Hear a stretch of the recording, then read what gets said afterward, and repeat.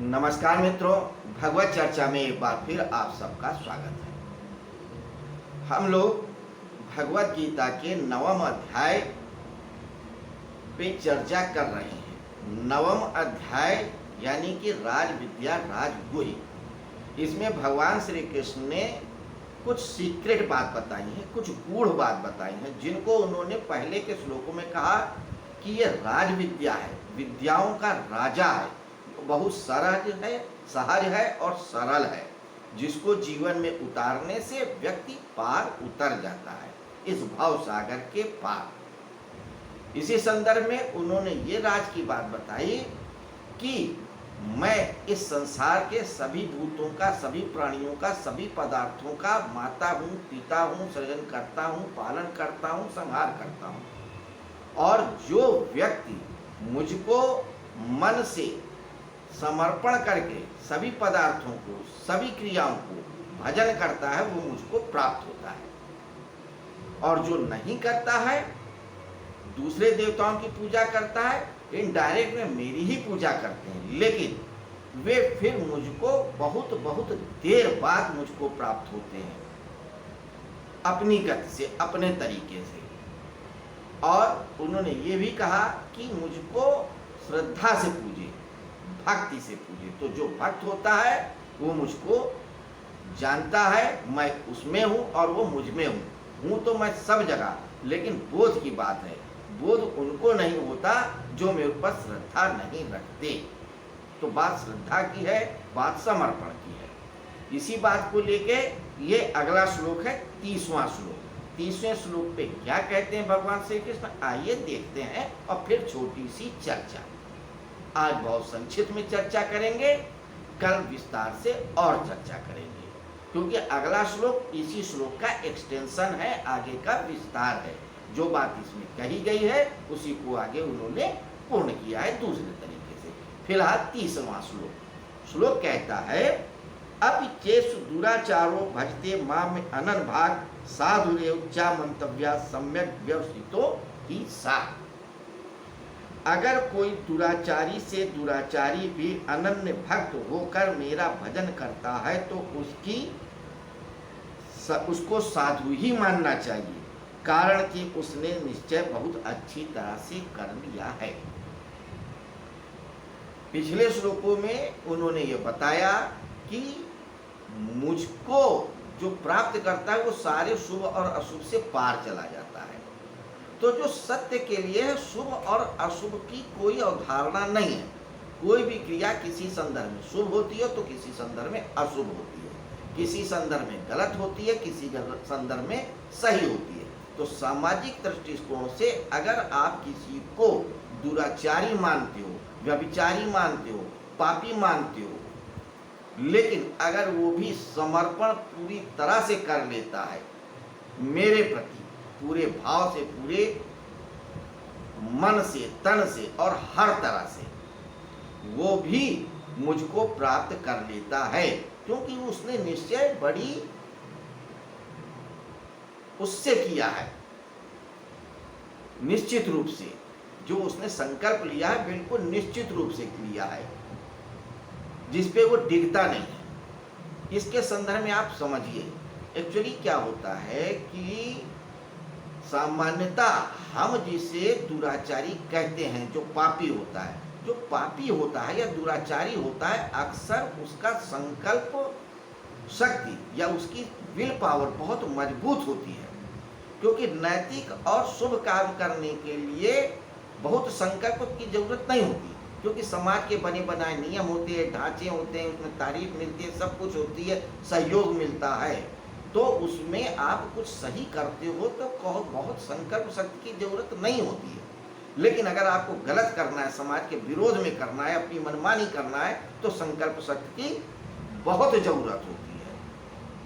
तो दुराचारी व्यक्ति की जो संकल्प शक्ति होती, जो शक्ति होती, जो एनर्जी होती, वो निगेटिव रूप में बहुत दूर तक जाती है। लेकिन जब वह समर्पण करता है, जब सत्य के रास्ते पे चलता है, तो जो उसके पास नेगेटिव है वो पूरी की पूरी पॉजिटिविटी में बदल जाती है। यानी जो उसका मन नकारात्मक था, संकल्प से भरपूर था, वही संकल्प, वही पूरी की पूरी एनर्जी विपरीत दिशा में लग जाती है, पूरी की पूरी, और वह व्यक्ति ईश्वर को पा लेता है।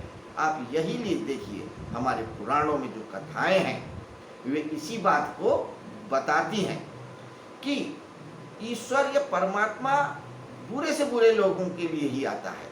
जब बुराई बहुत ज्यादा होती है तो परमात्मा कंस को स्वयं मारते हैं, रावण को स्वयं मारते हैं।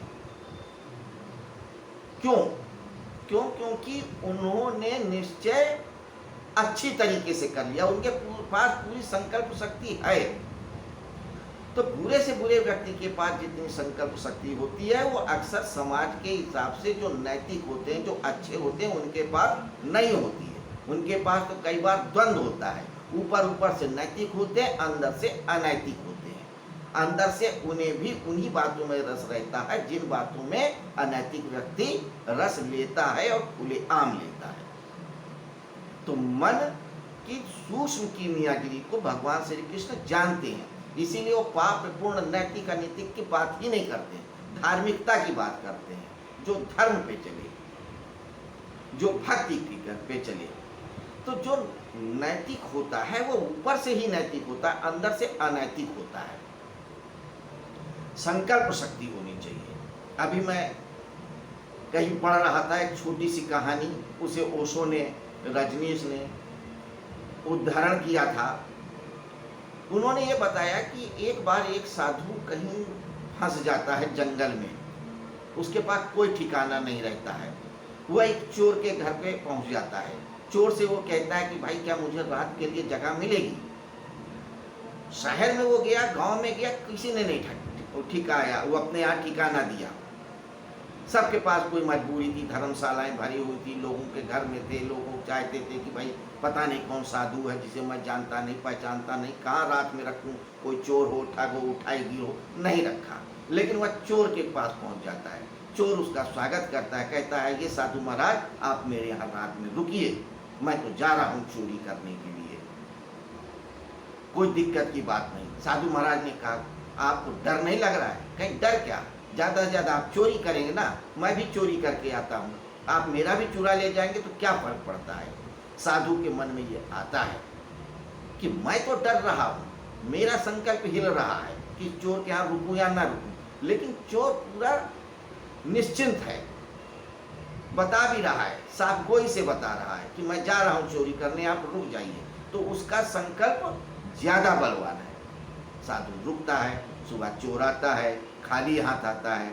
साधु ने पूछा कुछ लाए नहीं, कुछ चोरी नहीं की? बोला आज कुछ नहीं मिला चोरी को, लेकिन कोई बात नहीं, मैं कल फिर जाऊंगा। कल फिर जाता है, फिर निराश आता है, कुछ नहीं पाता चोरी में, कई दिन होता है। तो साधु को लगता है कि मुझसे ज्यादा संकल्पवान तो ये चोर है, और फिर वो चला जाता है। साधु जब ज्ञान को प्राप्त हो जाता है तो बोलता है, उस चोर को कहता है कि मैं आज ज्ञान को उपलब्ध हुआ तेरे कारण, क्योंकि तुझसे मैंने सीखा कि संकल्पवान कैसे हुआ जाए। तो अक्सर दुराचारी से दुराचारी व्यक्ति ही जब बहुत ज्यादा संकल्पवान होते हैं, लेकिन जब उनकी नकारात्मक ऊर्जा सकारात्मकता में बदल जाती है, उनका संकल्प समर्पण में बदल जाता है, तो तथाकथित नैतिक और धार्मिक व्यक्तियों से ज्यादा प्रबल होता है और ज्यादा आसानी से उस परम सत्य को प्राप्त कर जाते हैं। इसका यह अर्थ नहीं है कि आप भी अनैतिक हो जाओ, आप भी अधार्मिक हो जाओ, नहीं। बात सिर्फ इतनी की है कि अगर आप नैतिक हो तो पूर्णतः नैतिक हो, आप अपने अंदर झांको, साक्षी भाव से झांको। क्या ऐसा तो नहीं कि नैतिकता मेरी ओढ़ी हुई हो, ऊपर ऊपर की हो। मैं अगर चोर नहीं हूं तो इस वजह से चोर नहीं हूं क्योंकि मैं चोरी नहीं कर सकता। अगर मैं आज सदाचारी हूं तो इसलिए हूं क्योंकि मैं कुछ कदाचार नहीं कर सकता। तो आप अपने संकल्प को देखो, उस संकल्प को महसूस हो। जब संकल्प आपको लगे कि मेरे अंदर पर्याप्त संकल्प है या कम भी संकल्प है, जितना भी संकल्प है उसी को लेके पूरा का पूरा समर्पण कर दो। तो वही कृष्ण कहते हैं, तुम्हारे पास संकल्प कम है कोई बात नहीं, ज्यादा है कोई बात नहीं, बुरे हो कोई बात नहीं, अनैतिक हो कोई बात नहीं, व्यभिचारी हो कोई बात नहीं, कैसे भी हो, लेकिन जो कुछ भी है, जैसा भी है, वैसे ही तुम मुझको भजो, मेरे प्रति समर्पित हो जाओ और देखो तुम अगर नर हो तो तुम भी नारायण हो जाओगे। यही सीक्रेट है, यही राज है, यही कोई बात है कि पूरे संकल्प से समर्पण करना है, पूरे भाव से समर्पण करना है, पूरे भाव से भक्ति करना है, पूरे भाव से होशपूर्ण रहना है।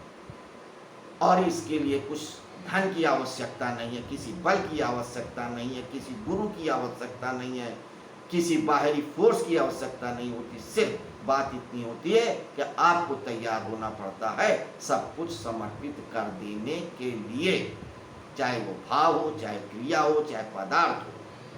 तो भाव, क्रिया, पदार्थ जो कुछ भी है समर्पण कर दो, वही पूजा की विधि है प्रॉपर वे।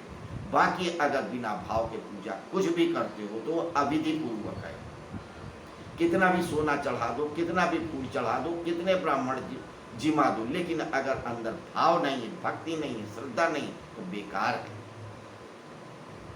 आप मंदिर में जाते हो, आरती पढ़ो, सहस्रनाम स्तोत्र पढ़ो, अभिषेक करो, लेकिन आपका दिमाग लगा है कि मंदिर के बाहर जूते हैं, तो बेकार है। अगर आपका मन मंदिर में न लग के दुकान में लगा है कि कोई ग्राहक लौट तो नहीं गया, कोई नुकसान तो नहीं गया, तो बेकार है। तो जो भी करो संकल्प से करो। संकल्प कम है कोई बात नहीं, कोई जरूरत नहीं ईश्वर के लिए बहुत बड़ा संकल्पवान होने के लिए। बहुत ज्यादा संकल्प की जरूरत होती है, हठ योग में होती है, ज्ञान योग में हो सकती है, कर्म योग में हो सकती है, लेकिन भक्ति योग के लिए संकल्प की कोई आवश्यकता नहीं है। सिर्फ इतनी शर्त है कि जितना भी संकल्प है, जितना भी भाव है, जितना भी विचार है, जितना भी पदार्थ है, सब कुछ समर्पण कर दो। जैसे ही समर्पण करोगे वैसे ही चमत्कार होगा, वैसे ही सब कुछ साफ हो जाएगा, क्लियर हो जाएगा, सारे द्वंद्व छट जाएंगे और आप उस अनंत ईश्वर के हाथों में होंगे, उसी के साथ होंगे। तो यही है 30वें श्लोक की देशना, 30वें श्लोक का राज, 30वें श्लोक का सीक्रेट।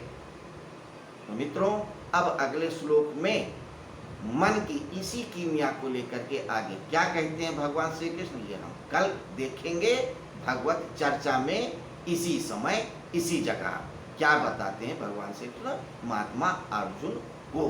तब तक के लिए नमस्कार, शुभ रात्रि।